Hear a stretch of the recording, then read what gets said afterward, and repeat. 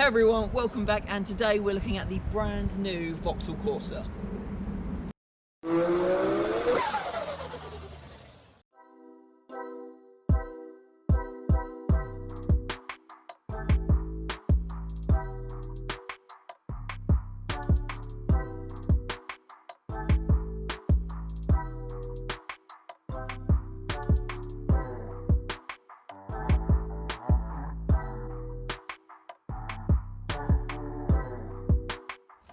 So, the brand new Vauxhall Corsa. If you ask me, I think it's trying to be something that it's not. It's not the Corsa anymore, it's now the Peugeot baby. Which is understandable because it's all made by the same car, it's the same car underneath. But what do you think looks better, the Peugeot or the Corsa? We've got it in the bright orange today, and yeah, it's quite nice, so let's have a proper look around. So the spec we have has the two-tone roof, so it's got a black roof with the orange body. If you ask me, orange probably isn't the right colour for this because it's not like a super fantastic look at me Lamborghini style car, but hopefully it'll be a hot hatch and we'll get a car to really go shout about and be bright.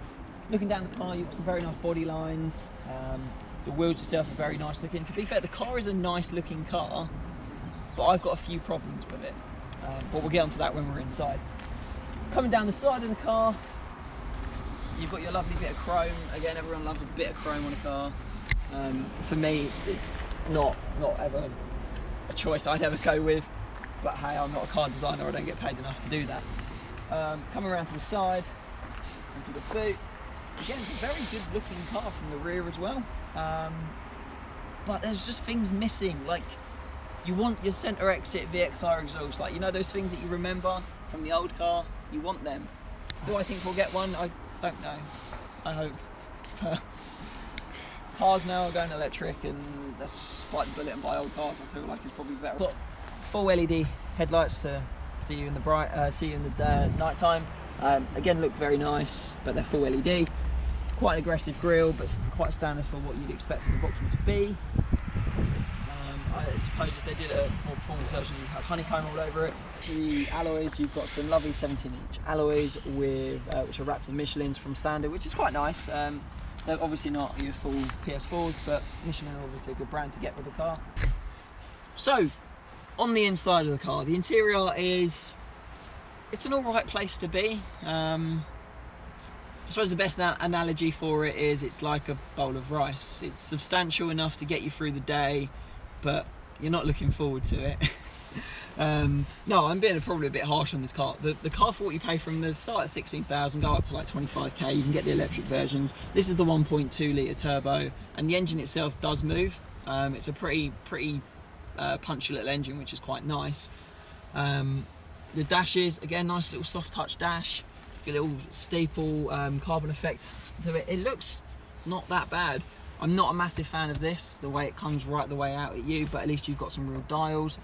This model has all the heated seats. As a Corsa, doesn't have the handbrake. So how can you do your handbrake turns to impress your 16-year-olds? It just doesn't make sense, you know? Things are missing. What is nice though is you do get an armrest. So I think the car's trying to be more grown up. And I think, unfortunately, we noticed this with the Fiesta, with the new Fiesta. It's come out and it's just more grown up than the old one. The Corsa, again, it's just more grown up. The Polo's never going to grow up because it's already like a 50-year-old man. Yeah, it just feels like it's missing that sporty Corsa feel. Not that, I suppose, yeah, Corsas did kind of feel sporty because they were low and you could throw them around and shit like that. Steering wheel. This is probably the saving grace of the interior. The steering wheel is so nice. It's got a nice grip to it. This one is heated, so it's probably why I like it so much. Yeah, it just feels nice and soft. It's got a really nice, you know, it's got a flat bottom to it. Nice Napa leather right the way round. I quite enjoy my steering wheels if they're good. This has got start stop, so it's all keyless and everything. I'm not a fan of keyless, but hey, it's on modern cars now. It's just the way it is. Has a great roof lining, because you've got to always comment on the roof lining, because that's another thing I just care about far too much. This isn't a top spec. This is trying to be the super sporty version. It's just okay. The infotainment, again, it's pretty standard, what you'd expect on any sort of infotainment system. Itself is pretty plain, just has your speedo in the centre with your rev underneath. You can't change any of it. It's not like the Digi Dash and like an RT on a Polo, like a VAG car, where you can change it and it actually feels like you've got a real dash. It's kind of just a speeds here, and here's your revs and what you're doing at the moment. So what do I actually think of the Vauxhall Corsa? Yeah, it's alright. Is it like the old one? No. Is that a good thing?